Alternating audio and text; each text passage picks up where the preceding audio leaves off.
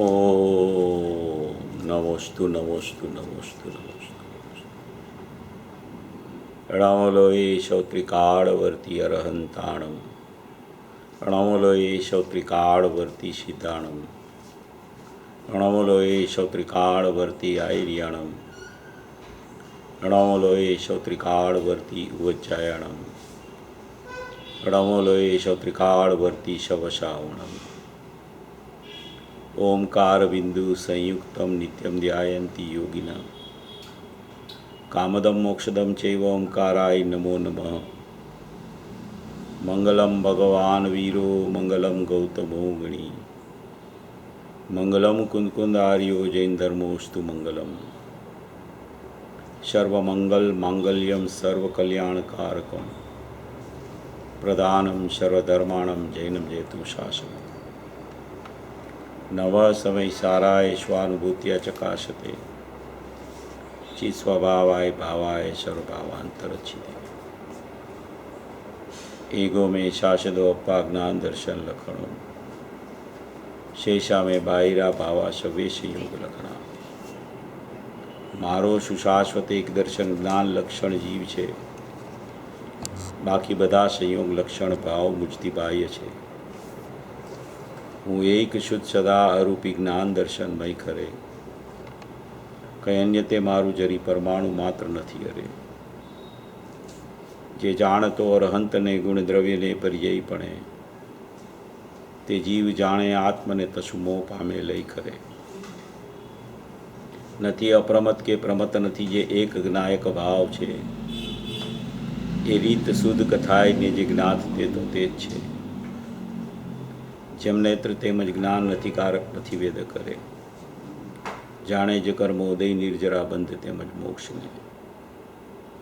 ધ્રુવચલ ને અનુપમ ગતિ પામેલ સર્વેશિતને, વંદી કહું શ્રુત કેવડી કથિત આ સમય પ્રાપ્ત હો। તું સ્થાપનિજને મોક્ષ પંથે ध्यानुभव तेहने, तेमाज नित्य विहार कर, नहीं विहर पर द्रव्यो विषय। ओम श्री नमः सिद्धेभ्य नमः सिद्धेभ्य नमः सिद्धेभ्य। कुंदकुंद आचार्य देव द्वारा रचा हुआ ये समयसार जी परमागम शास्त्र, ये उत्कृष्ट से उत्कृष्ट परमागम दृष्टि प्रधान परमागम है। ये दृष्टि प्रधान परमागम में दृष्टि द्रव्य पर कैसे चली जाए और शुद्ध त्रिकाली द्रव्य जो परमात्मा स्वरूप में विराजमान है वो प्रकट कैसे हो जाए। स्वाभाविक परमात्मा तो स्वभाव से परिपूर्ण अनादि अनंत रहता है, और वो जब पता चलता है उनको तब लक्ष्य वहाँ हो जाता है, तब उसकी पर्याय में शुद्धात्मा की अनुभूति प्रकट हो जाती है।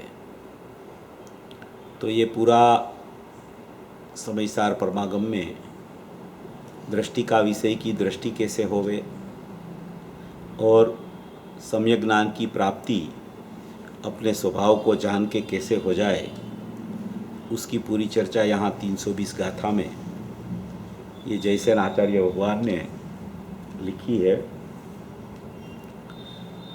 गाथा का अभी आखिरी पैराग्राफ चल रहा है।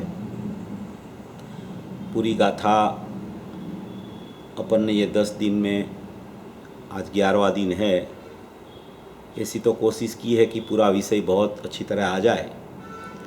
अगर कोई भी विषय ऐसा रह गया हो तो पूज्य गुरुदेव श्री के प्रवचन में आप लोग अच्छी तरह से उसको सुनना, तो आपका उसमें कुछ भी शल्य होगा तो भी निकल जाएगा, कुछ प्रश्न होगा तो उसका उत्तर भी उसमें से मिल जाएगा।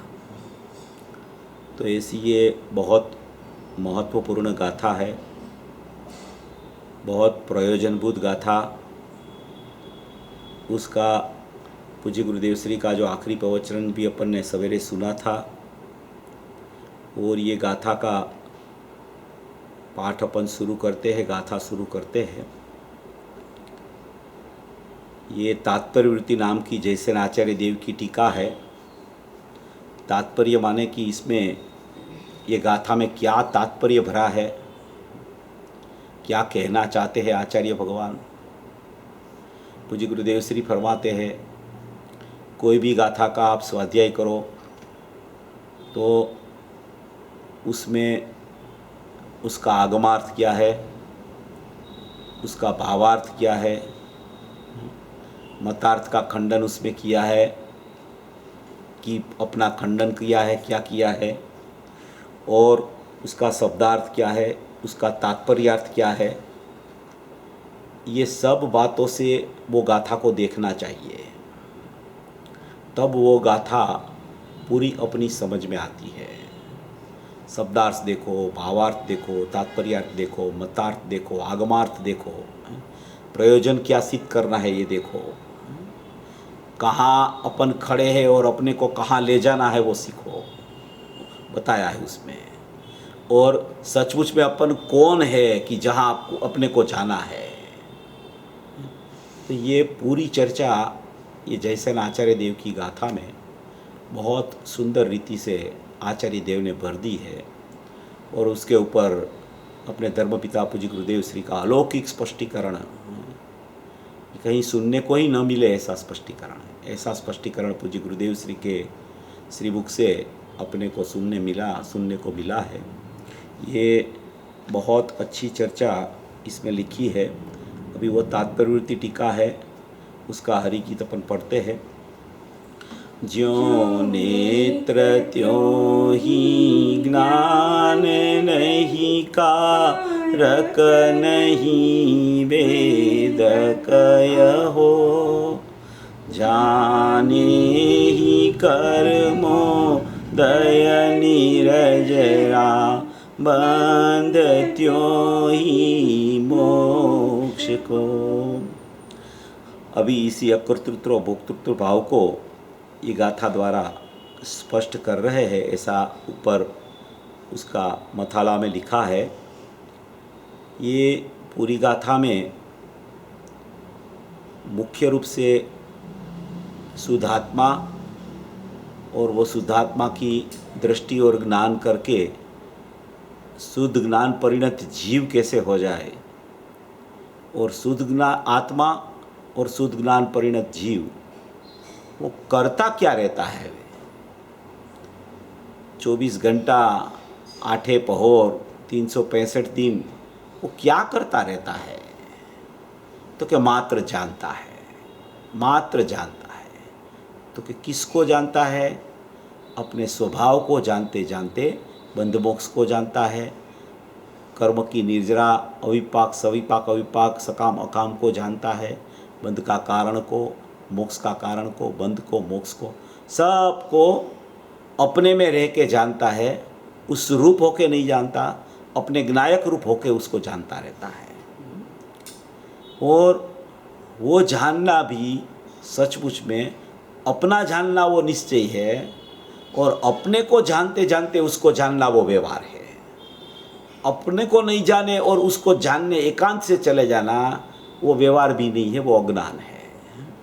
तो यहाँ कहते हैं कि ये त्रिकाली शुद्ध ज्ञान और शुद्ध ज्ञान परिणत जीव, जो शुद्ध ज्ञान त्रिकाली द्रव्य रूप परिणम गया है, वो जीव क्या करता है कि वो जानता है मात्र। जैसे साई ज्ञान प्रकट हुआ, केवली भगवान भी जैसे जानता है, ऐसे त्रिकाली द्रव्य भी जानता है, और साधक हुआ वो भी ऐसे ही जानता है। उसको जानने के सिवा उसके पास कोई कार्य नहीं है।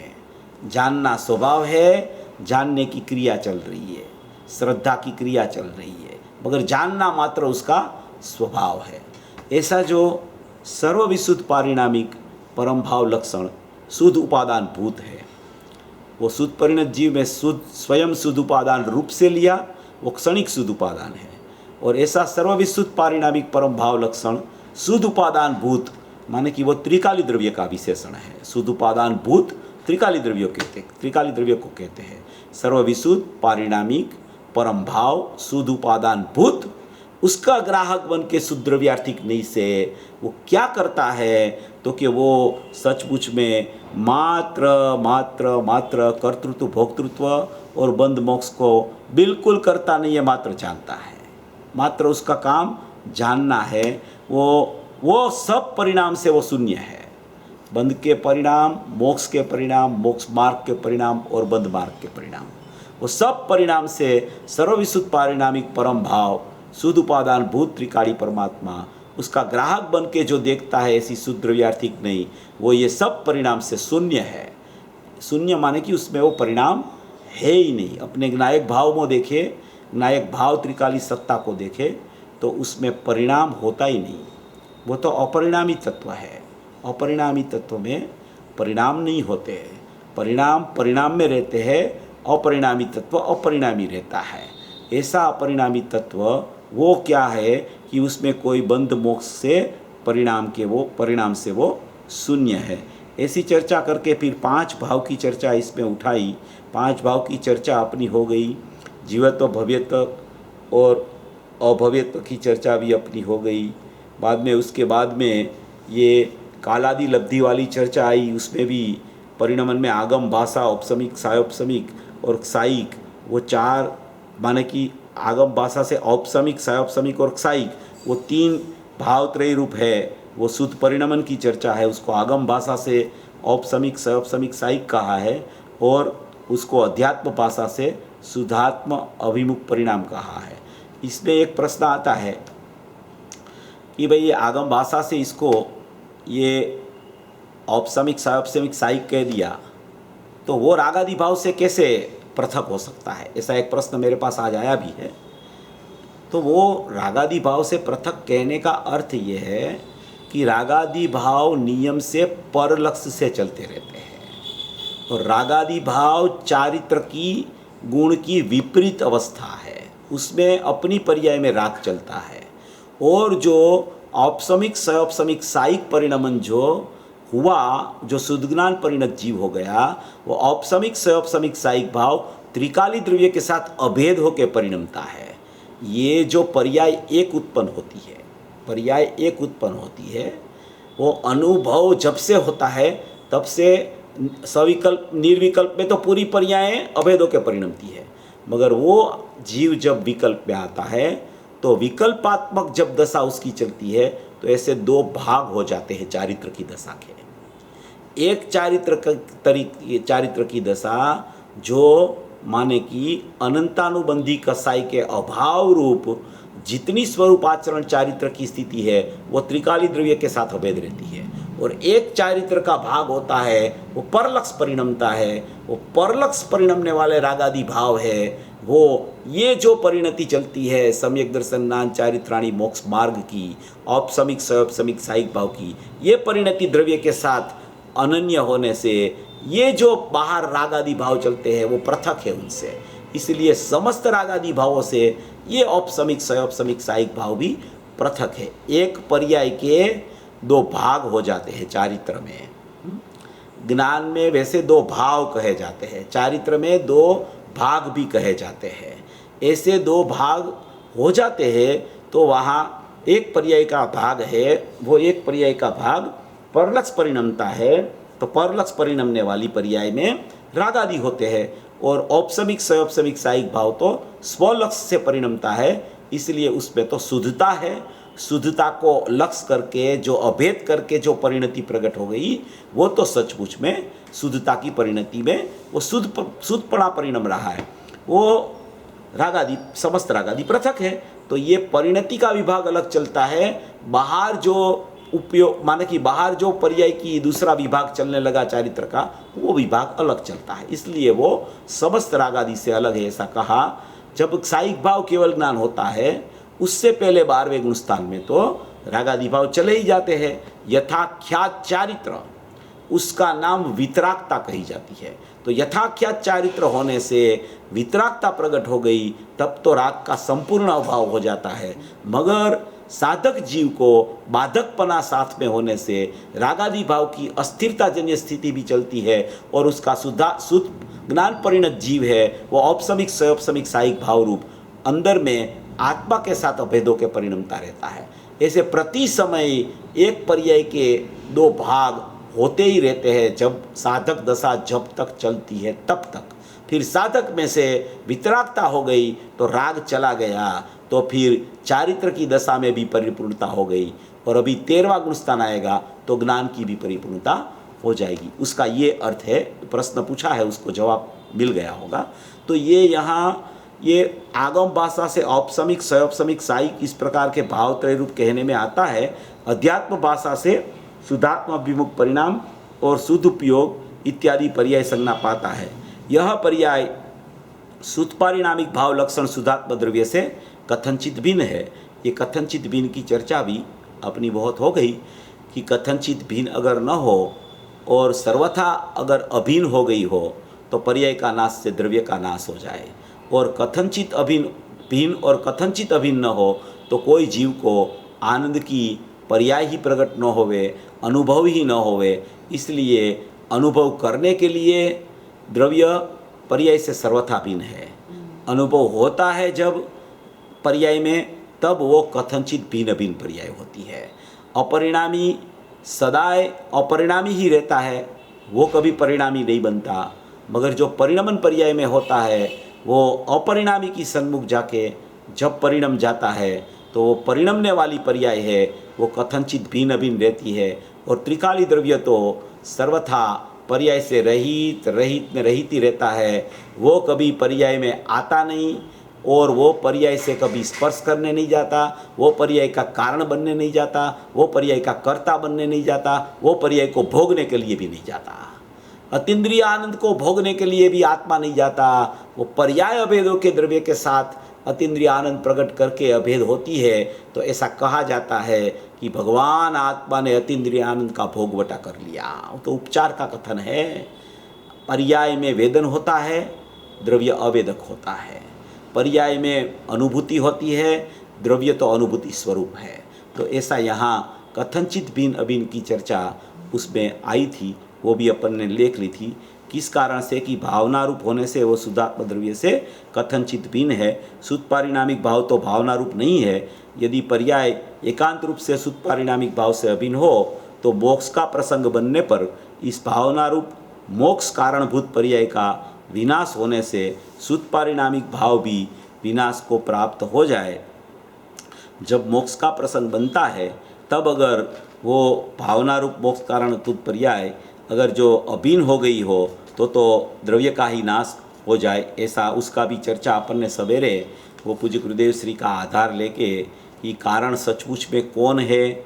मोक्ष मार्ग की पर्याय व्यय होकर अंदर चली गई है, पारिणामिक भाव हो गई है, तो अभी मोक्ष की पर्याय है। मोक्ष की पर्याय के लिए त्रिकाली द्रव्य अभी विद्यमान है, तो इसलिए मोक्ष की पर्याय का इसको कारण बनाती है, और वो कारण बनाते ही उसको मोक्ष प्रकट हो जाता है। मोक्ष मार्ग की पर्याय तो चली गई है, मगर मोक्ष मार्ग की पर्याय प्रकट होती है, उसी को ही मोक्ष प्रकट होता है। उस अपेक्षा से मोक्ष मार्ग की पर्याय को कारण और मोक्ष को कार्य कहा गया, और त्रिकाली द्रव्य को अकारण बताना हो जब, तो मोक्ष मार्ग की पर्याय को कारण कहा जाता है और मोक्ष को कार्य कहा जाता है। मगर सचमुच में मोक्ष की पर्याय का जब उत्पाद होता है तब वो उत्पाद ध्रुव के अवलंबन से होता है, इसलिए ध्रुव को कारण बना के वो प्रकट होती है। इसलिए वास्तविक में तो कारण परमात्मा जो नियम सार में आया है वही सचमुच में कारण बनता है, और ये कार्य यहाँ पर्याय में आता है। मोक्ष मार्ग की पर्याय तो व्यय हो गया है। अगर वो मोक्ष मार्ग की पर्याय द्रव्य से अभिन्न हो गई हो तो उसका व्यय होने से द्रव्य का भी व्यय हो जाए, नाश हो जाए, तो माने कि वो मोक्ष का उत्पाद ही नहीं होगा। देखो ये व्यय और नाश मैंने पहले भी लिया था एक बार, मेरे ख्याल से यहाँ ही लिया था 2-3 दिन पहले। ये व्यय और नाश में व्यय को भी नाश से कहा जाता है और नाश को भी नाश से कहा जाता है, मगर वो व्यय में और नाश में अंतर है थोड़ा। जो पर्याय का उत्पाद होता है न, जो उत्पाद पर्याय का स्वभाव है वो उत्पाद का व्यय होता है, और उत्पाद में जो भाव चलते हैं, सम्यक दर्शन या मिथ्यात्व, राग या वितरागता, वो नाश होता है। उसका नाश हो जाता है और पर्याय उत्पाद जो अंदर से आई थी उसका पर्याय का द्रव्य में व्यय हो जाता है। उत्पाद का व्यय होता है, उत्पाद की जो नई प्रकटता है, मिथ्यात्व चल रहा था उसमें सम्यक हुआ, या तो राग चल रहा था उसमें वितरागता हुई, कि दूसरी पर्याय तीसरी पर्याय चौथी पर्याय में मिथ्यात्व और राग हुआ, तो वो नाशवान है। और उत्पाद जो हुआ है वो व्यय होकर अंदर चला जाता है। ऐसा उत्पाद का व्यय है और परिणमन का नाश है। ऐसे नाश और व्यय में ऐसा फर्क भी अपने ख्याल में रखना चाहिए। हालांकि उत्पाद का ही नाश ऐसा बोला जाता है, वो नाशवान है उत्पाद भी, ऐसा ही बोला जाता है। और है भी, क्योंकि दूसरे समय वो उत्पाद नहीं रहता, दूसरे समय वो उत्पाद नहीं रहता, इसलिए वो नाशवान कहा जाता है। दूसरे समय रहे तो नाशवान नहीं कहा जाए, मगर एक समय का ही उत्पाद होता है और वही समय में परिणमन होता है, आगे पीछे नहीं होता है। इसलिए वो व्यय उत्पाद का अलग है, नाश अलग है। वो नाश जिसका होता है वो अंदर नहीं जाता है, उत्पाद होता है वो अंदर व्यय होकर चला जाता है। ऐसी कोई बहुत व्यवस्था जैन दर्शन में त्रिकाली द्रव्य की और उसकी पर्याय की व्यवस्था इतनी महत्वपूर्ण और इतनी माने कि सावधानी वाली है कि अगर इसमें कहीं भी थोड़ी सी भी अगर गलती हो जाए ना तो मान्यता विपरीत हो जाती है। द्रव्य का स्वरूप और पर्याय का स्वरूप दोनों में कोई विपरीतता नहीं होनी चाहिए, क्योंकि किसी में भी एक विपरीतता होवे ने तो सचमुच में वो अविपरीतपना वो प्रकट नहीं होता है। किसी को ऐसा लगे कि भाई मेरे को पर्याय की क्या ज़रूरत है, द्रव्य तो शुद्ध है और द्रव्य का मुझे सब पता चल गया है, पर्याय को तो क्या हो रहा है मुझे देखना ही नहीं है। तो द्रव्य का जिसको पता चल गया है वो तो बहुत अच्छी बात है, तो उसको तो पर्याय में सम्यकता आनी ही चाहिए। अगर वो द्रव्य का पता या तो पूरा नहीं चला या तो पर्याय की समझ में कहीं प्रॉब्लम है। ऐसे बहुत से प्रकरण है, ये इसमें भी बहुत प्रकरण आए हैं। अभी अपन सवेरे प्रवचन आया था उसके भी थोड़ा लेते हैं, उसमें भी थोड़ा सोचने जैसी बातें हैं। ये मोक्ष का प्रसंग बनने पर इस भावना रूप मोक्ष कारणभूत पर्याय का विनाश होने पर शुद्ध पारिणामिक भाव विनाश को प्राप्त हो जाए, परंतु ऐसा तो नहीं बनता, क्योंकि शुद्ध पारिणामिक भाव तो अविनाशी है। अतः यह सिद्ध हुआ कि शुद्ध पारिणामिक भाव विषयक शुद्ध पारिणामिक भाव का अवलंबन लेने वाली जो भावना है, शुद्ध पारिणामिक भाव का अवलंबन जो लेती है वो जो भावना माने वो पर्याय माने वो शुद्ध पर्याय उस रूप जो औपसमिक आदि तीन भाव है वे समस्त रागादि से रहित होने के कारण, ये प्रश्न था उनका, औपसमिक आदि तीन भाव है वे समस्त रागादि से रहित होने के कारण शुद्ध उपादान कारणभूत होने से मोक्ष के कारण रूप है, परंतु शुद्ध पारिणामिक नहीं है। तो ये पर्याय द्रव्य से अभेद होकर परिणमती है, वो शुद्ध उपादान कारणभूत हो जाती है और उसमें कारणपना मोक्ष का पड़ा है, ऐसा यहाँ बताना है शुद्ध उपादान कारणभूत में। और वो पर्याय जो द्रव्य के साथ अभेद होकर परिणम गई है, वो पर्याय में वो सचमुच में रागादि का अभाव होता है, क्योंकि वो राग रूप कभी वो पर्याय अभी परिणमती नहीं है, क्योंकि वो द्रव्य रूप परिणम गई है, वो अभेद रूप परिणम गई है, इसलिए वो राग रूप नहीं परिणमने वाली, इसलिए उसको शुद्ध उपादान कारणभूत बोला। और वो जो कारणभूतपना उसका है वो शुद्ध उपादान भूत द्रव्य है, उसके साथ वो अभेद हो गई है, इसलिए कारणभूतपना कहा। कारणभूतपना ने माने कि उसका अस्तित्व है, भूत माने कि होने रूप है, वो अभी नई प्रकट होने वाली नहीं है, होने रूप है। नई प्रकट होने वाली केवल ज्ञान की पर्याय है। ये कारणभूत होने से वहाँ कार्य आने वाला है, इसलिए यहाँ उसको शुद्ध उपादान कारणभूत होने से मोक्ष के कारण रूप है शुद्ध, परंतु शुद्ध पारिणामिक नहीं, अर्थात शुद्ध पारिणामिक भाव मोक्ष का कारण नहीं है। शुद्ध पारिणामिक भाव को यहाँ मोक्ष का कारण कहने में नहीं आता है, यहाँ मोक्ष मार्ग को मोक्ष का कारण कहने में आया है, क्योंकि मोक्ष मार्ग के बिना कोई जीव का मोक्ष नहीं होता। इसलिए यहाँ त्रिकाली द्रव्य को सुरक्षित रखा है, उसको कारण परा नहीं लगाया है, उसको अकारण परमात्मा सिद्ध किया है, उसको दृष्टि का विषय को अकर्ता अभोक्ता अकारण परमात्मा कहा है। इसलिए मोक्ष मार्ग की पर्याय को कारण कह के उसका कार्य मोक्ष की पर्याय है, ऐसा यहाँ ये गाथा में कहने में आया है। दूसरी जगह दूसरा भी कहने में आया हो तो उस अपेक्षा से अपने को पूरा विषय समझ में लेना चाहिए। यहाँ जो गाथा चलती है वो यहाँ की बात से तो ये मोक्ष मार्ग ही मोक्ष का कारण है और त्रिकाली द्रव्य संपूर्णपणे अकारण है, वो कभी किसी का कारण बनने जाता नहीं है। इसलिए यहाँ जो बताया उसमें मोक्ष मार्ग कारण और मोक्ष की पर्याय कार्य और त्रिकाली द्रव्य अकारण, ऐसा यहाँ सिद्ध करना है। ये पूरी इसकी चर्चा हो गई। और अभी ये जो शक्ति रूप मोक्ष है वह तो शुद्ध पारिणामिक है, शक्ति रूप मोक्ष की चर्चा है। शक्ति रूप मोक्ष किसे कहते हैं कि शक्ति रूप मोक्ष माने कि त्रिकाली द्रव्य है वो सचमुच शक्ति रूप मोक्ष है। शक्ति रूप मोक्ष कहना उसका मतलब ये है कि शक्ति रूप मोक्ष वहाँ है तो व्यक्ति रूप मोक्ष होने वाला है, ऐसा कहना चाहते हैं यहाँ। जो शक्ति रूप मोक्ष है वह तो शुद्ध पारिणामिक है, वो पहले से ही विद्यमान है। यह तो व्यक्ति रूप मोक्ष का विचार चल रहा है। क्या चल रहा है? व्यक्ति रूप मोक्ष का विचार चल रहा है। शक्ति रूप मोक्ष तो पहले से ही है, वो तो शुद्ध पारिणामिक है, वो तो सचमुच में त्रिकाली द्रव्य है, वो तो पहले से ही विद्यमान है, हयात है, निरंतर है, शाश्वत है, ध्रुव है, चैतन्य सत्ता है, ऐसी त्रिकालता उसमें भरी है, ऐसा अनादि अनंत इसका उसका स्वरूप है, ऐसा अकारण अकर्ता अभोक्ता परमात्मा है, ऐसा अनंत गुणात्मक गुणी है, ऐसा स्वभाव का सागर है, अनंत गुणों का गोदाम है, ऐसा माने कि त्रिकाल ज्ञानमय भगवान आत्मा, त्रिकाल दर्शनमय भगवान आत्मा, अनंत गुण और अनंत कारण शुद्ध पर्याय से भरा हुआ एक त्रिकालमय परमात्मा, वो तो सचमुच में वो प्रथम से ही शक्ति रूप मोक्ष है। माने कि उसको मोक्ष होगा तब ये शक्ति रूप मोक्ष की कीमत होगी, ऐसा नहीं है। ये शक्ति रूप मोक्ष की जब कीमत होगी तब व्यक्ति रूप मोक्ष हो जाएगा। इसलिए मोक्ष स्वरूप तो भगवान आत्मा है। श्रीमद जी ने कहा है कि आत्मा तो मोक्ष स्वरूप है, उसका मोक्ष नहीं होता, मोक्ष समझ में आता है। माने कि मोक्ष हुआ ऐसा ख्याल आता है, वो तो मोक्ष स्वरूप है पूर्ण परमात्मा, वो तो शक्ति रूप मोक्ष स्वरूप है। और शक्ति की व्यक्ति होती है, शक्ति व्यक्त नहीं होती, ये समझना जरा। शक्ति की व्यक्ति होती है, शक्ति व्यक्त नहीं होती। व्यक्ति कोई भी होवे, मोक्ष व्यक्ति हुई तो ऐसा कहा जाता है कि ये व्यक्त रूप पर्याय मोक्ष की हुई।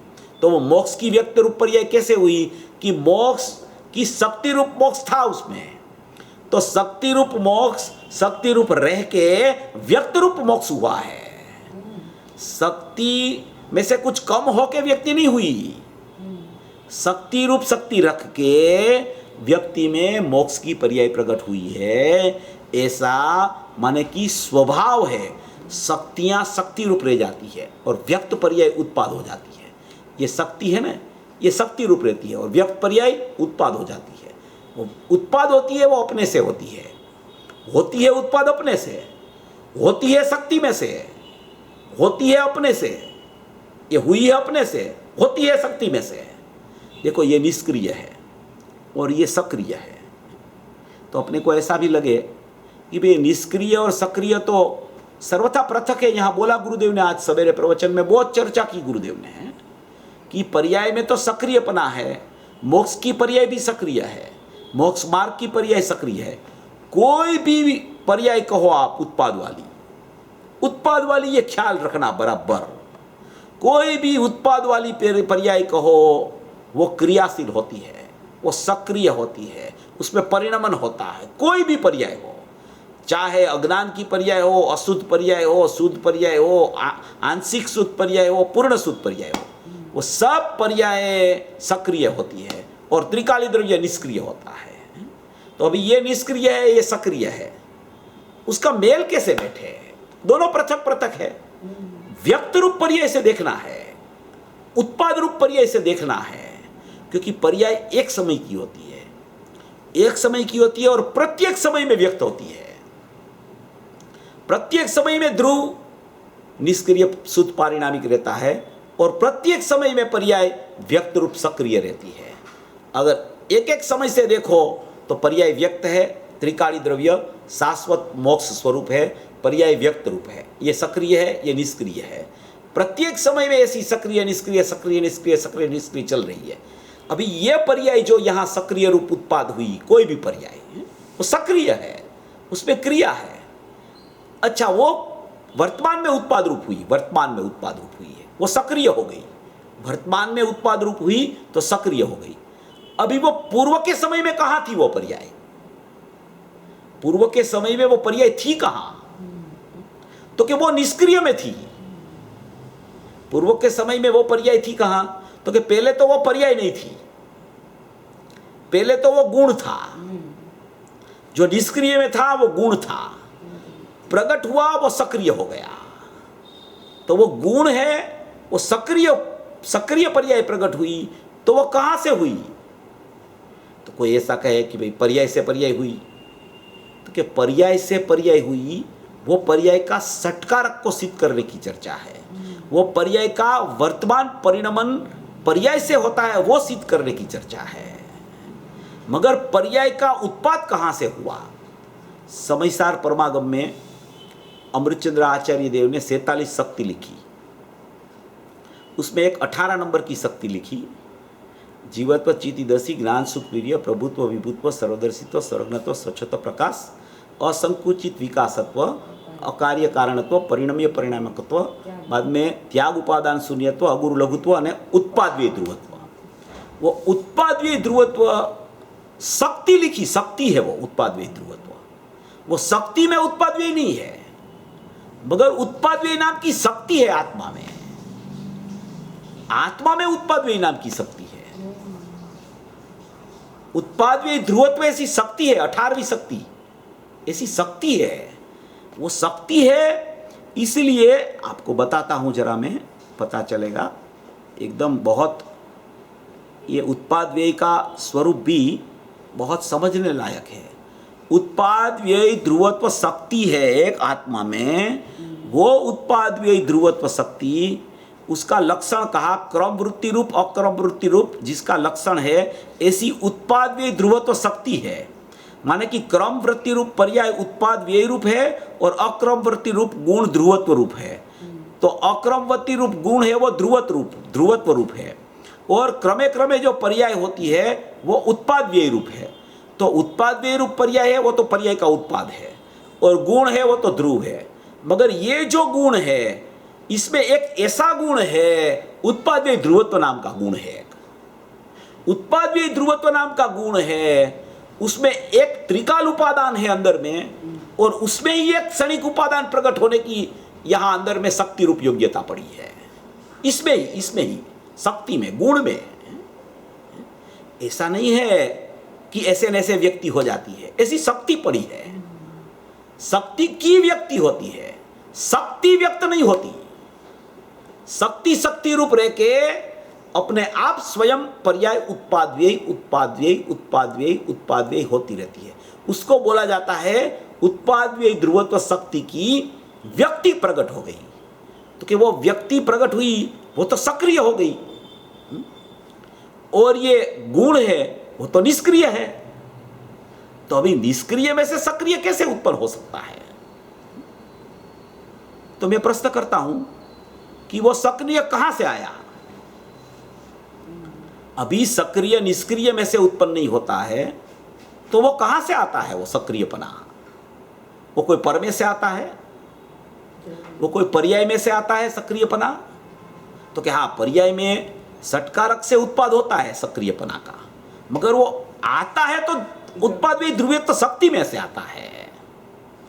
इसलिए ऐसा नहीं है कि व्यक्त पर्याय सक्रिय है इसलिए वो ध्रुव में से नहीं आ सकती, क्योंकि ध्रुव तो निष्क्रिय है। ऐसा नहीं होता है। उसका आधार गुरुदेव का देता हूं आपको। ये गुरुदेव का आधार देने से क्या होता है कि एकदम अपने को मजबूत आ जाती है अंदर में। देखो, और ऐसा भी नहीं है कि पर में से पर्याय नहीं आती इसलिए द्रव्य में से आती है, ऐसा कहा गया है। ऐसा नहीं है, ऐसा नहीं है। द्रव्य में से ही पर्याय आती है। उत्पाद द्रव्य में से ही होता है, मगर उत्पाद का परिणमन स्वतंत्र है। ये गुरुदेव ने बहुत बार बोला। गुरुदेव ने ऐसा भी बोला है, दूसरा भी मैंने बताया था पहले भी, कि पर्याय अगर द्रव्य में से आती हो तो एक सरखी आनी चाहिए, वो अलग अलग प्रकार की आती है। इसलिए ऐसा भी कहा जाता है द्रव्य में से नहीं आती है, ऐसा कहा जाता है, मगर उसका मतलब यह नहीं है कि द्रव्य में से नहीं आती है। उत्पाद ध्रुव में से ही होता है। उत्पाद में जो राग और मिथ्यात्व है, या तो वितरागता और सम्यकत्व है, वो अंदर से नहीं आता है, ऐसा गुरुदेव का कहना है। पर्याय अंदर से नहीं आती है, उसमें यह सिद्ध करना है गुरुदेव को कि कोई विशेष परिणमन लेके अंदर से नहीं आती, क्योंकि ऐसा कोई भाव अंदर में नहीं है, वो तो त्रिकाल सत्ता है।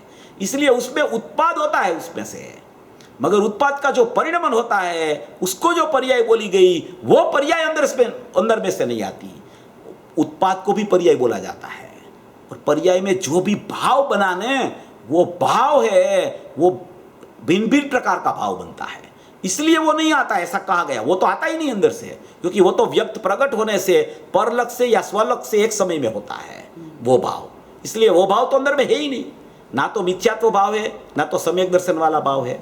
अगर सम्यक दर्शन वाला भाव हो तो हर एक जीव को अंदर से सम्यक दर्शन ही आना चाहिए। अगर मिथ्यात्व वाला भाव हो तो हर एक जीव को मिथ्यात्व ही आना चाहिए। अगर अंदर में राग हो तो हर एक जीव को राग ही आना चाहिए।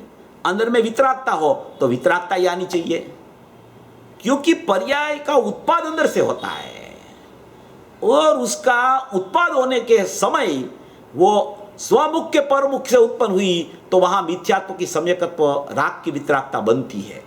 वो जो बनी ने, वो सटकारक से बनी है पर्याय। वो पर्याय स्वयं बनती है। वो पर्याय अपने में अपने से उसका कर्ता, पर्याय कर्ता, पर्याय कर्म, पर्याय करण, पर्याय संप्रदान, पर्याय पादान, पर्याय अधिकरण, वो सटकारक, क्रिया के सटकारक उत्पन्न होती हुई पर्याय में लागू पड़ता है। तो वो वहां कुछ भी हुआ, इसलिए वो क्रिया हो गई, इसलिए वो अंदर से नहीं आया उत्पाद, ऐसा नहीं होता है। देखो, गुरुदेव का आधार बताता हूं।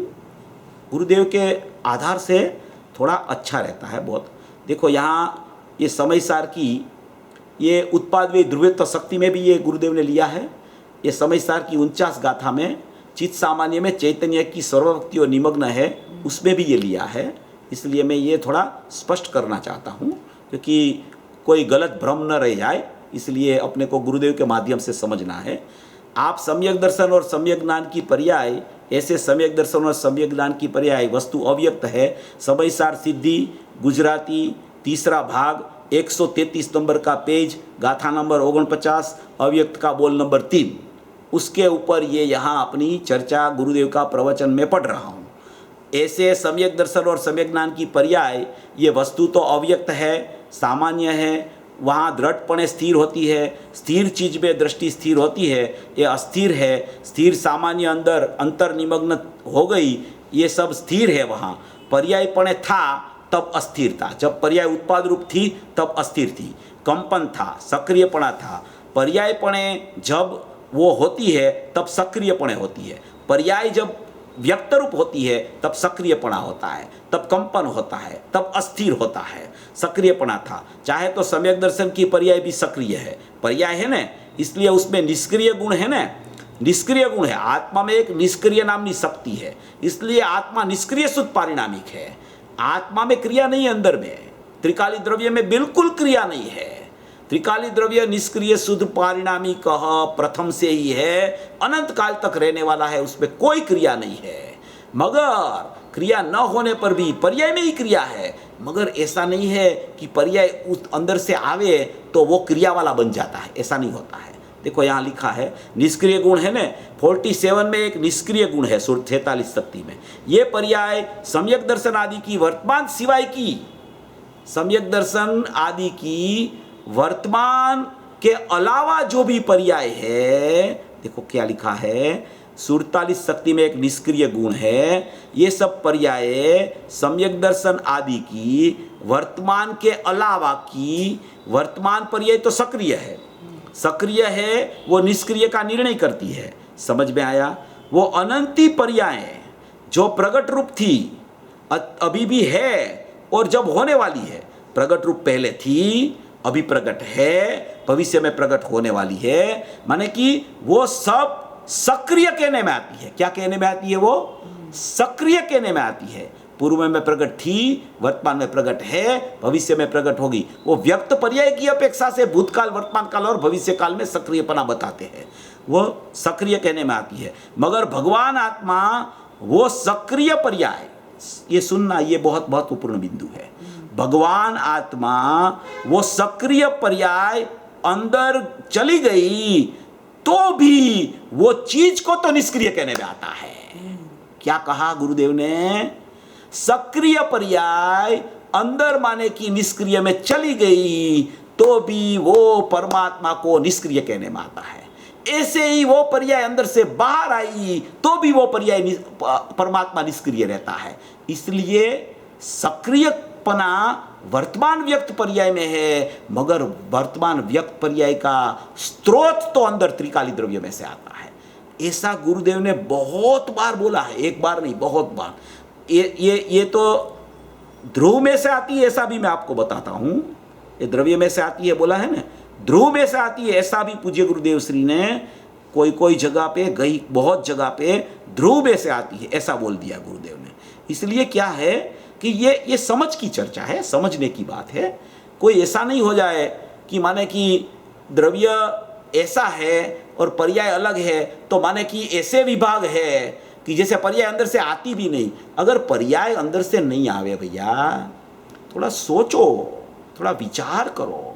अगर पर्याय अंदर से नहीं आवे, अगर पर्याय में से कोई पर्याय उत्पन्न होवे, तो वो एक पर्याय में अनंत गुण होने चाहिए।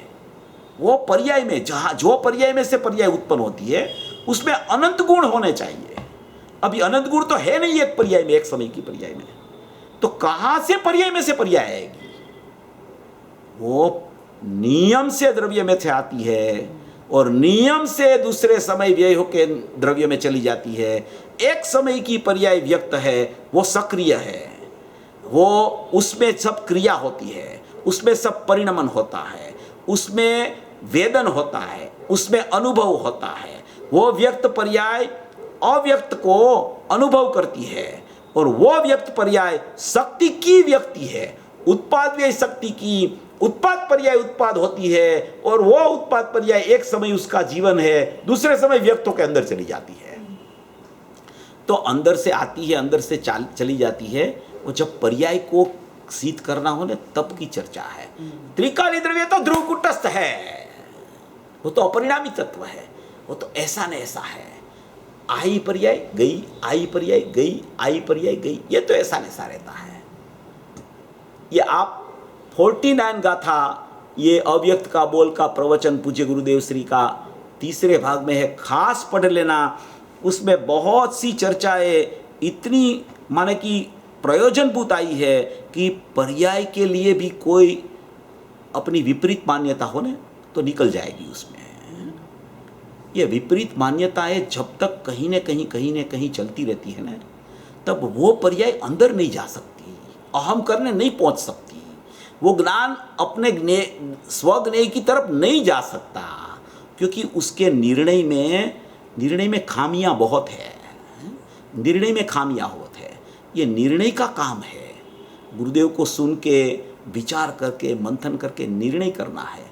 अभी जो प्रकाश भाई बोल रहे थे वो कितना अच्छा बोल था, 122 नंबर का, बहुत बढ़िया बोल था। उसमें कहा कि है तो भगवान, सब भगवान है, सबको भगवान से देख, मगर जब तक भगवान की श्रद्धा तुझे नहीं होगी तब तक तो वो माने कि जिंदा होने पर भी मुर्दा है। तो वो श्रद्धा होनी चाहिए, निर्णय होना चाहिए, उसके ऊपर पूरा त्रिकाली द्रव्य का आधार रहता है। इसलिए ये बहुत सी चर्चा ऐसी होती है कि अपने ख्याल में नहीं होती है, और अपने ख्याल में आ जावे ने तो माने कि ऐसी अंदर से कोई हर्ष की परिणति प्रकट होने लगती है, और हर्ष की परिणति प्रकट होती है, बाद में उसमें आनंद आ जाता है। ये इस तरीके से समझना, ये समझने की सब चीज़ें ऐसी ऐसी ऐसी ऐसी पड़ी है कि द्रव्य तो द्रव्य है और पर्याय तो पर्याय है, वो दोनों का कोई संबंध नहीं होता, व्यक्त पर्याय का और त्रिकाली द्रव्य का। मगर व्यक्त पर्याय का स्रोत देखो, जैसे समुद्र में से मोजा उठते हैं, समुद्र में से लहरें उठती हैं, तो ऐसा लहरें मलिन हो गई तो कहा जाए कि ये लहरें तो लहरें से मलिन हुई है, अंदर में मलिनता नहीं है। तो उसका मतलब ये नहीं है कि वो लहरें अंदर से नहीं आई है, वो लहरें अंदर से आई है, मगर मलिनता तो क्षणिक में हुई है, अंदर से मलिनता नहीं आई। इसलिए ऐसा भी कहा जाए, ऐसा भी गुरुदेव कह दे कि वो पर्याय द्रव्य में से नहीं आती, मगर हजारों बार कहे कि द्रव्य में से पर्याय आती है। तो ये विचार की बात है, ये सोचने की बात है, इसमें पर्याय दृष्टि नहीं होने वाली।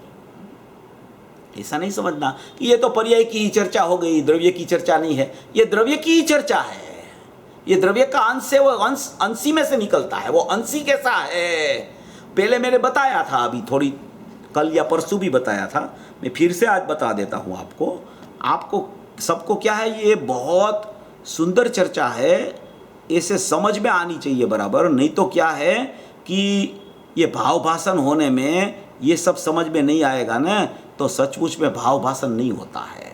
कहीं न कहीं त्रुटि रह जाती है, और वो त्रुटि जब तक नहीं निकलती तब तक निर्णय की भूमिका नहीं आती, तब तक श्रद्धा संकित होने का कोई चांस नहीं है। श्रद्धान तो त्रिकाली द्रव्य का श्रद्धान से ही सम्यकता होती है, मगर वो श्रद्धान वाली पर्याय यहाँ श्रद्धान करने कब जाएगी? निर्णय पक्का होगा, सच्चा होगा, वो निर्णय वाला ज्ञान है, वो सच्चा होगा, तब श्रद्धा को बल मिलेगा, और तब श्रद्धा यहाँ अहम करने चली जाएगी। उसका मतलब ये नहीं है कि वो क्षयोपशम ज्ञान में अपना ज्ञान रमता है और क्षयोपशम ज्ञान की अपने को ज़्यादा ज़रूरत हो गई है इसलिए श्रद्धा को बल नहीं मिली, ऐसा नहीं है। मगर श्रद्धा को बल देने वाला एक ज्ञान होता है, निर्णय वाला ज्ञान।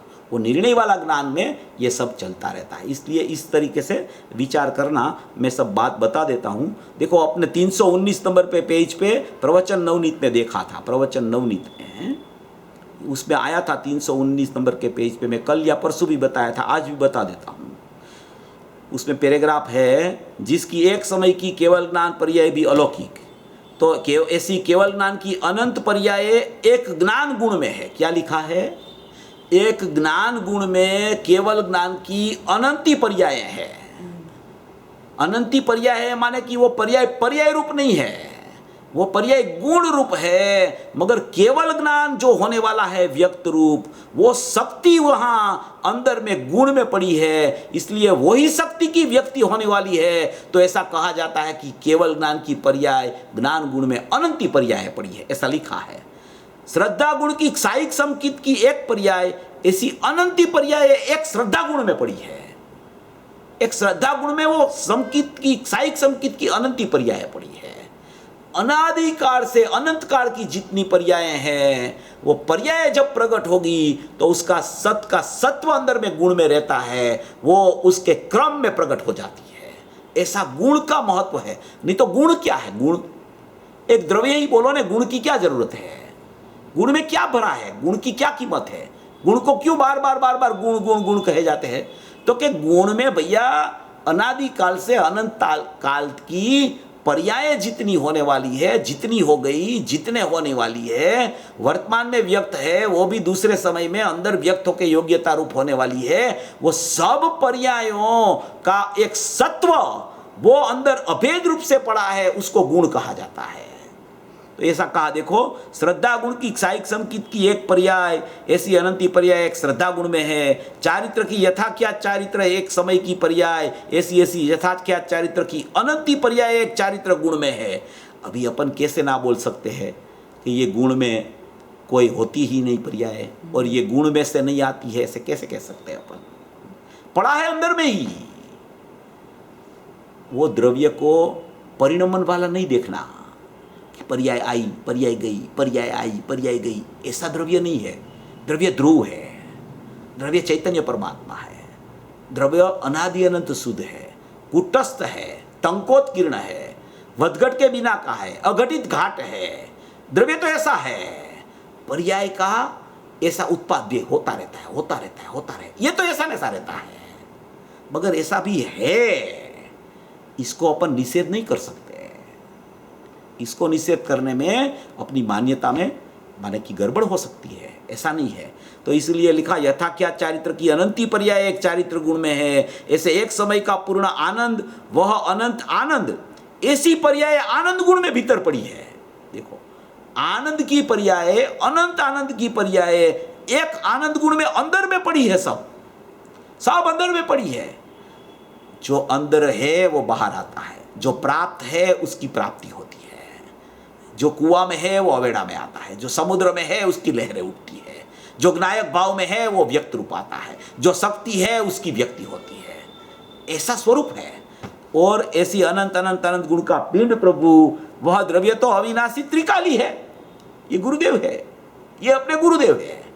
सब बात कहते हैं, फिर कहते हैं द्रव्य तो त्रिकाली है, वो तो ध्रुव है, वो तो परिपूर्ण परमात्मा है, वो तो शाश्वत है।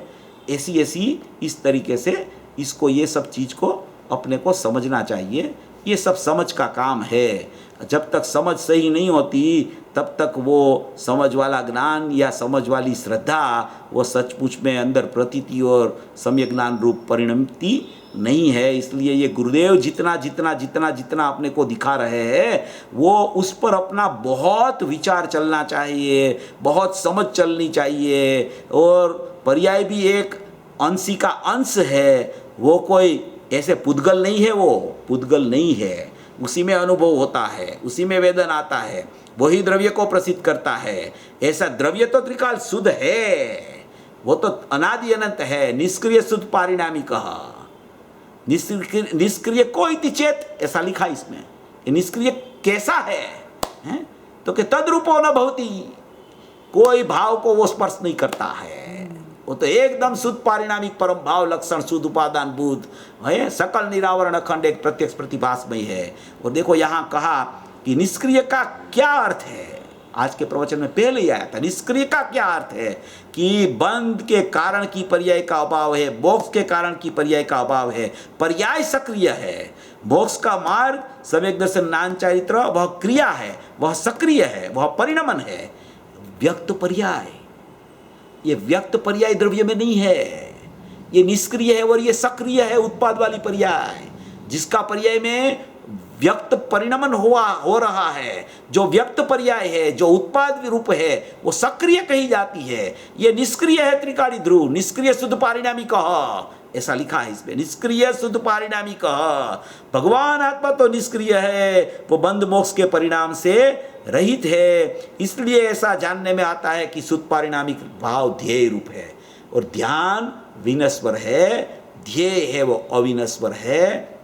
गुरुदेव ने आज बहुत अच्छा सवेरे प्रवचन में लिया था कि औपसमिक, सयोपसमिक, साइक, जो सम्यक दर्शन की पर्याय, सम्यक दर्शन वाली श्रद्धा की पर्याय जो औपसमिक रूप पहले होती है, बाद में एक सयोपसम हो जाती है, बाद में एक साइक हो जाती है, वो समकित की पर्याय होती है, तब भी वहाँ ज्ञान सयोपसम ज्ञान रहता है। वो सयोपसम ज्ञान का दो भेद है। अपन ने पहले 5-6 दिन पहले ये चर्चा ले ली थी कि ज्ञान में चाहे साइक समकित की भी पर्याय होवे तो भी ज्ञान क्षयोपसम रहता है, क्षयोपसम समकित की पर्याय होवे तो भी ज्ञान क्षयोपसम रहता है, औपसमिक समकित की पर्याय होवे तो भी ज्ञान क्षयोपसम रहता है। क्योंकि ज्ञान के भेद में उपसम नहीं होता। ज्ञान का दो ही प्रकार होता है, एक क्षयोपसम या तो एक साइक। उदय की तो चर्चा यहाँ नहीं है, यहाँ तो समकित की चर्चा है। तो क्षयोपसम और साइक जो होता है वो क्षयोपसम और साइक केवली को होता है, क्षयोपसम साधक को होता है। तो साधक का श्रद्धा का कुछ भी परिणाम चलता हो मगर ज्ञान क्षयोपसम रूप रहता है। वो चर्चा आज पूज्य गुरुदेव श्री की बहुत आई थी। उसमें साधक की चर्चा, साधक का माने कि ध्येय त्रिकाली द्रव्य है और साधक का साध्य मोक्ष है। वो चर्चा भी आज गुरुदेव ने बहुत अच्छी तरह से ली थी कि साधक माने कि शुद्ध ज्ञान परिणत जीव, उसका लक्ष्य त्रिकाली ध्येय पे जाता है तो उसको साध्य प्रकट हो जाता है, साध्य नाम मोक्ष प्रकट हो जाता है। सब कार्य ध्येय के आश्रय के बिना कोई कार्य नहीं होता। ध्येय परिपूर्ण निष्क्रिय शुद्ध पारिणामिक तत्व है, उसके आश्रय से ही सब कार्य की प्रगटता होती है। जब तक उसका आश्रय नहीं आता तब तक कोई कार्य शुद्धि पर्याय में आती नहीं है। तो ध्येय है वो माने कि ध्यान विनश्वर है, ध्येय अविनश्वर है। बाद में यहाँ ये 68वीं गाथा परमात्मा प्रकाश का भी माने कि अवतरण उदाहरण दिया था पूज्य गुरुदेव श्री ने कि नवी उपजय नवी मरई बंधों मोखो करई जीव पर मत्थे जोया जीनवर एवं भणे। ये कि परमार्थ से जीव उपजता भी नहीं, जीव मरता भी नहीं, ना बंध को करता है ना मोक्ष को करता है। उसमें वहाँ एक शब्द ऐसा डाला है ये योगिंदु देव ने कि उत्पाद व्यय को भी नहीं करता, और वहाँ उत्पाद व्यय और बंध मोक्ष दो शब्द डाले हैं उसने। उत्पाद व्यय और बंध मोक्ष दो शब्द डाले हैं। तो ऐसा क्यों किया होगा? बंध मोक्ष में तो उत्पाद व्यय आ जाता है, अरे वो अलग डाले हैं, उसमें भी प्रयोजन होता है। उत्पाद व्यय पर्याय का स्वभाव है, बंध मोक्ष पर्याय का परिणमन है। तो वो उत्पाद व्यय तो निरंतर पर्याय का स्वभाव चालू रहता है। कोई भी पर्याय प्रकट हो बंध की के मोक्ष की, वो उत्पाद व्यय उसका स्वभाव रहता है। और जो परिणमन होता है उसमें या तो बंध होता है या तो मोक्ष होता है। इसलिए वहाँ परमात्मा प्रकाश की 68 गाथा में उत्पाद व्यय भी नहीं है, बंध मोक्ष भी नहीं है, उसका भी कर्ता नहीं है, और उसका भी सचमुच में उसका भोक्ता भी नहीं बनता। ऐसा वहाँ परमात्मा प्रकाश में योगिंदु देव ने ऐसी चर्चा की है। इसलिए कोई भी परिणाम उत्पाद व्यय ही नहीं है त्रिकाली द्रव्य में, ऐसा जिनवर ने कहा, ऐसा कहा योगिंदु देव ने। बड़े लोग होते हैं ना, वो उससे बड़े की ही आधार देते हैं। ये तो आचार्य है, तीन कसाय के अभाव के धनी। अगर वो कहे तो भी कोई थोड़ी सम्यक नहीं मानेगा वो बात को, मगर फिर भी वो जिनवर का उदाहरण दे के बात करते हैं कि जिनवर एवं बने। जिनवर ने ऐसे कहा, जिनेन्द्र भगवान ने ऐसा कहा कि नवी उपजे नवी मरे बंधो न मखो करे जीव पर मत्थे जोया जिनवर एवं भणे। ना तो वो त्रिकाली द्रव्य बंध को करता है, मोक्ष को करता है, उत्पाद व्यय को करता है, किसी को करने वाला नहीं है। वो तो सचमुच में एक त्रिकाल शुद्ध परमात्मा है। ऐसा वहाँ उसने वो बताया। योगिंदु देव ने वो चर्चा भी आज गुरुदेव ने की थी, बहुत अच्छी चर्चा थी। उसमें बहुत सी चर्चा आई थी कि भगवान ध्रुव चिदानंद है, परमात्मा स्वरूप है, सम्यक दर्शन का वही ध्येय है, उसके अलावा कोई सम्यक दर्शन का ध्येय नहीं है। परमार्थ से तो जीव उत्पन्न भी नहीं होता और जीव का नाश भी होता नहीं। उत्पन्न ही नहीं होता, नाश कहाँ से होगा? जीव तो जीव रहता है, वो तो अविनाशी तत्व है, ना उपजता है ना विनसता है। ऐसा ही जीव तत्व परमात्मा स्वरूपी भगवान आत्मा है। वही मैं हूँ, वही मेरी चैतन्य सत्ता है, वही मेरा नायक देव है, वही मेरी परिपूर्ण सत्ता है, वही अनादि अनंत स्वरूप मेरा है। ऐसा स्वरूप है, वही सचमुच में मैं हूँ। उसके अलावा जो भी पर्याय प्रकट होवे, मोक्ष की भी पर्याय प्रकट हो जाए, तो भी सचमुच वो मेरा स्वरूप नहीं है। वो तो अंदर मोक्ष स्वरूप था, वो बाहर आया है। अंदर पड़ा था, वो बाहर आया है। सम्यक दर्शन, वो उसकी पर्याय तो अंदर थी गुण रूप, वो बाहर आ गई है। उसमें कौन सी बड़ी बात है? वो तो बाहर आनी चाहिए। अगर नहीं आवे तो ऐसा लगे कि क्यों नहीं आई, मगर वो अंदर से बाहर आई तो वो तो उसका स्वभाव है आने का बाहर। वो तो मोक्ष ही आएगा ना भवी जीव को बाहर, और क्या आएगा? बंध थोड़ी आते रहेगा। सम्यक दर्शन नान चारित्राणी मोक्ष मार्ग आएगा और उसके बाद में मोक्ष आएगा। भवी जीव को तो वही आने वाला है। बाद में तो सब धर्मशाला जैसा है। जितना जितना रागादि भाव चलता है ना, वो तो धर्मशाला जैसा है। वो बोल आता है ना कि कहीं जाना हो ना तो सब चीज़ साथ में लेके जाता है, फिर कोई ऐसा स्थान आवे वहाँ रुक जाता है। तो ये अभी रुका हुआ है तो थोड़ा राग आ गया, फिर आगे बढ़ने लगेगा तो गुणस्थान की परिपाटी आगे चल जाएगी, फिर वो आगे चलते चलते चलते चलते मोक्ष की पर्याय प्रकट हो जाएगी। तो जो अंदर था वो बाहर आ गया। बस वो उसमें मेरा कर्तव्य कुछ नहीं है, वो तो आने वाला ही था। मुझे तो खाली जानना था कि ऐसा मेरा स्वरूप है। मैं तो मोक्ष स्वरूपी भगवान आत्मा हूँ। अभी बताया ने कि सब अंदर गुणों में पड़ा है, हमें कुछ करना नहीं है। ऐसा निर्णय में लेना है, ऐसा जानना है कि ऐसा अंदर है, सब भरा पड़ा है, मुझे कुछ करना नहीं है। ऐसा मैं भगवान आत्मा हूँ, उसमें सब भरा पड़ा है, कुछ नहीं है ऐसा नहीं है उसमें। जो बाहर आने वाला है वो सब अंदर पड़ा है। इसलिए मैं अंदर ही देखूँ न, अंदर वाले को ही मैं जानूँ न, मैं और किस तरफ मेरी नजर दौड़ाऊं, किस तरफ मेरा ज्ञान को ले जाऊं, क्योंकि मुझे जो चाहिए वो तो अंदर पड़ा है सब। श्रद्धा गुण में सब पर्याय अपनी सम्यक समकित होने वाली पड़ी है, ज्ञान गुण में पड़ी है, चारित्र गुण में पड़ी है। बस तो दर्शन ज्ञान चारित्र हो गया तो मोक्ष हो जाएगा, कोई बड़ी बात तो है नहीं। तो ये यहाँ बता रहे हैं कि तू तेरा भगवान आत्मा ऐसा ने ऐसा, ऐसा ने ऐसा अनादि अनंत ध्रुव चिदानंद आत्मा है। और ये मैं अभी पूरा करता हूँ जरा 2 मिनट में। और उसमें वहाँ परमात्म प्रकाश में ये वो भी बात लिखी है, बहुत अच्छी बात है कि शुद्धात्मा अनुभूति जब तक नहीं होती तो उसके अभाव के कारण शुभ अशुभ उपयोग चलता रहता है। शुभ अशुभ उपयोग के कारण कर्म का बंध होता है, कर्म का बंध होता है तो गति का परिणमन होता रहता है। इसलिए अनुभूति नायक भाव में हूँ ऐसा उसका पुरुषार्थ चलना चाहिए, उसी का नाम अनुभूति प्रकट होती है, ऐसा कहने में आता है, ऐसा वहाँ कहा। और ये ज्ञान की और ये श्रद्धा की चर्चा भी इसमें बहुत आज गुरुदेव ने ली थी। वो ज्ञान का स्वयं संवर्ग साइक और श्रद्धा में ये सब चीज़ें हैं।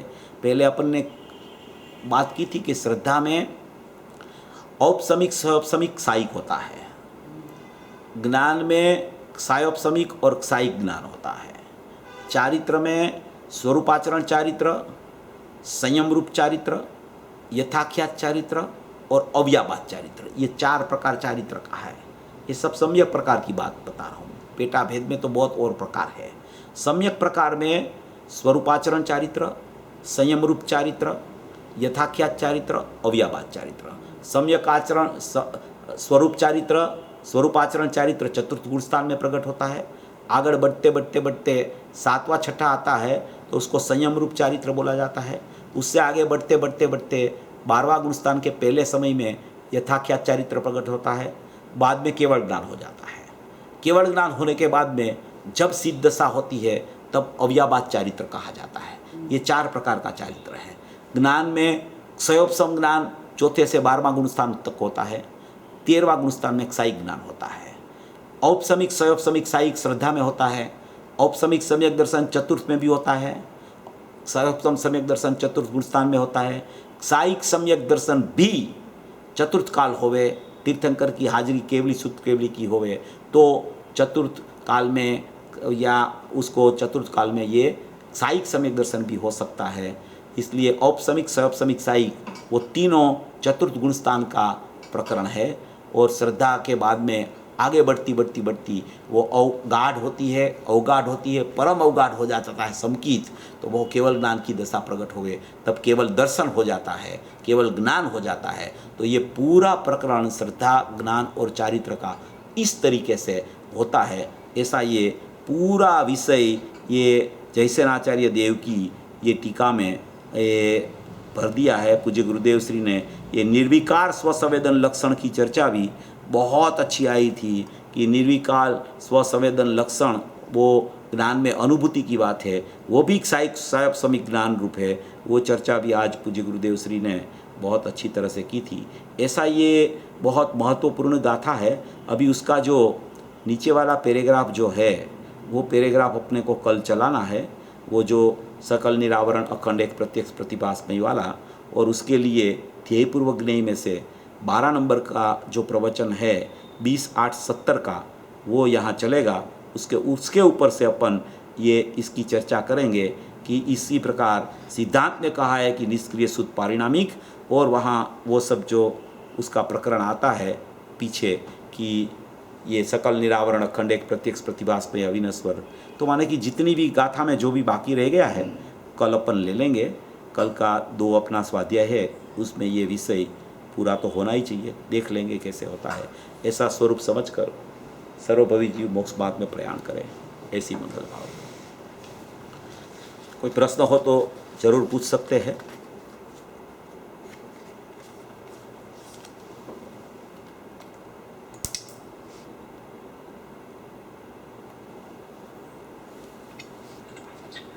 एक जाहिरात कर देंगे, कल सवेरे गुरुदेव श्री का प्रवचन 8 बजे से शुरू होगा। 8 बजे से 8 से 8:15 क्षमा वाणी के ऊपर गुरुदेव श्री का प्रवचन रहेगा, और 8:15 से शुद्ध ध्येयपूर्वक ज्ञेय के ऊपर 12 नंबर का प्रवचन उनका रहेगा। किसी को प्रश्न होगा तो अपना हैंड रेज करके पूछ सकते हैं।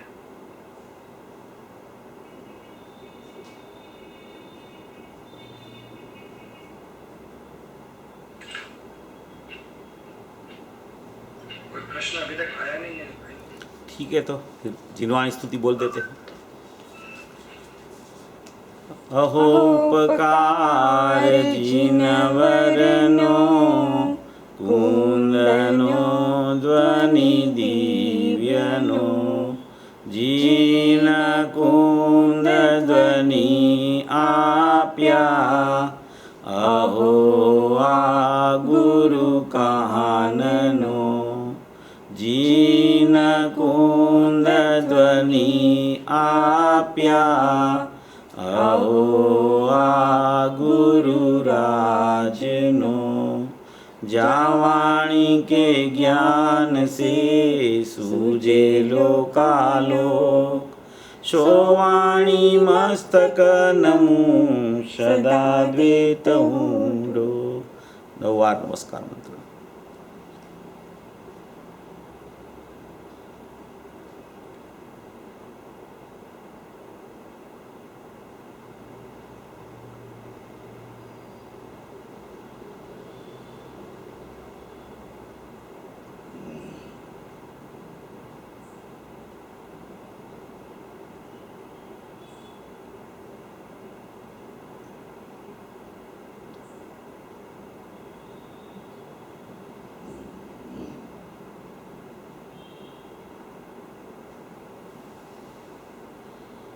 बोलो महाविद्य क्षेत्रे विराजमान साक्षात दिव्य ध्वनि दाता श्री सिमंदर भगवान नो जय हो।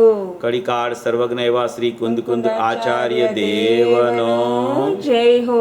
हालता चालता सिद्ध एवा श्री अमृतचंद्र आचार्य देवनो जय हो। मंगलमयी जिनवाणी मातनो जय हो। परम कृपाळु अनंत अनंत अनंत उपकारी श्री सद्गुरु देवनो जय हो। निज शुद्ध आत्म देवनो जय हो।